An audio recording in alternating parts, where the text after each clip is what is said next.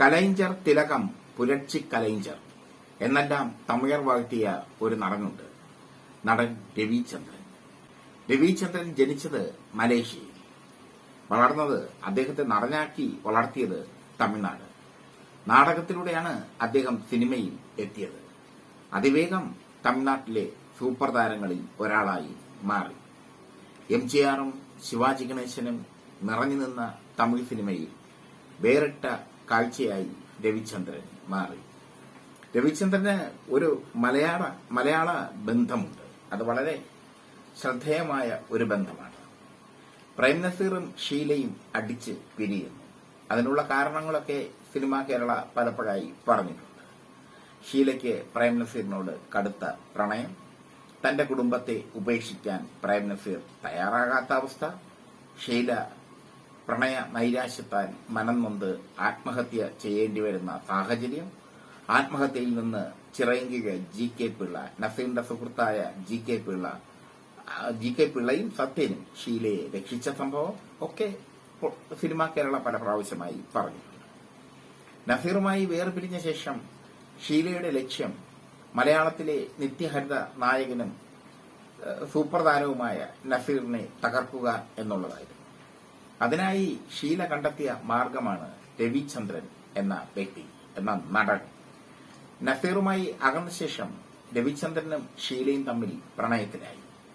രവിചന്ദ്രനെ മലയാളത്തിലിറക്കി നസീറിനെ ഔട്ടാക്കാൻ ഷീല ശ്രമിച്ചു.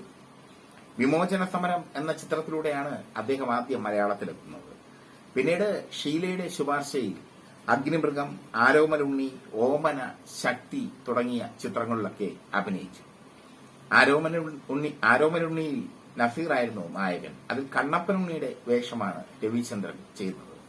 നസീറിനൊപ്പം ഗ്ലാമറും നസീറിനെക്കാളും തലയെടുപ്പും ഒക്കെ രവിചന്ദ്രൻ ഉണ്ടായിരുന്നെങ്കിലും മലയാള സിനിമ കീഴടക്കാൻ രവിചന്ദ്രന് കഴിഞ്ഞില്ല. പ്രേം നസീറിന്റെ പ്രഭാവ കാലത്ത് രവിചന്ദ്രന് മലയാള സിനിമയിൽ ഒന്നുമാകാൻ കഴിഞ്ഞില്ല. അദ്ദേഹം തിരികെ തമിഴ് സിനിമയിലേക്ക് മടങ്ങിപ്പോയി. രവിചന്ദ്രനെ ഷീല വിവാഹം കഴിച്ചു. അതിൽ വിഷ്ണു എന്ന മകനുണ്ട്. ഇരുവരും തമ്മിൽ പിന്നീട് വേർപിരിയുകയും ചെയ്തു. രവിചന്ദ്രൻ ഇന്നില്ല, ഷീല ഇന്നുണ്ട്. ഷീലയുടെ പ്രതികാരം അക്കാലത്ത് പലതരത്തിലായിരുന്നു. പ്രേം നസീറുമായി പിരിഞ്ഞപ്പോൾ ജയന്റെ സിനിമകളിൽ ഷീല സ്ഥിര സാന്നിധ്യമായി മാറി. ജയനെ സൂപ്പർ താരമാക്കിയ ശരപഞ്ചരത്തിൽ ജയനുമായി ഇഴുകിച്ചേർന്ന് അഭിനയിച്ചുകൊണ്ട് പ്രേം നസീറിനെ അസ്വസ്ഥയാക്കി ഷീല. പിന്നീട് കമൽഹാസനുമൊത്ത് ഈറ്റയിൽ വളരെ സെക്സിയായി അഭിനയിച്ചു. പ്രേം നസീറുമായി പിരിഞ്ഞ ശേഷമാണ് അവർ സെക്സിയായി അഭിനയിക്കാൻ തയ്യാറായത് എന്നതും ശ്രദ്ധേയം. രവിചന്ദ്രനും ഷീലയും തമ്മിലുള്ള പ്രണയമൊക്കെ വലിയ വാദമായി മാറി. അദ്ദേഹത്തിന് മറ്റൊരു ഭാര്യയും മക്കളും ഒക്കെ ഉണ്ടായിരുന്നു.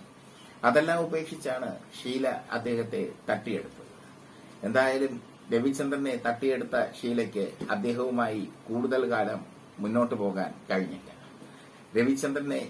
രവിചന്ദ്രനും ഷീലയുമായി പ്രണയത്തിലായപ്പോൾ രവിചന്ദ്രന്റെ ഭാര്യയും മക്കളുമൊക്കെ അതിനെതിരെ രംഗത്ത് വന്നത് ഒക്കെ ഒരു ചരിത്രമാണ്. ചരിത്രം എപ്പോഴും ആവർത്തിക്കപ്പെടും. ചരിത്രം ഒരിക്കലും മറക്കാൻ പറ്റില്ല. അതുകൊണ്ട് തന്നെ രവിചന്ദ്രനും ഷീലയും തമ്മിലുള്ള പ്രണയവും മറക്കാൻ പറ്റില്ല.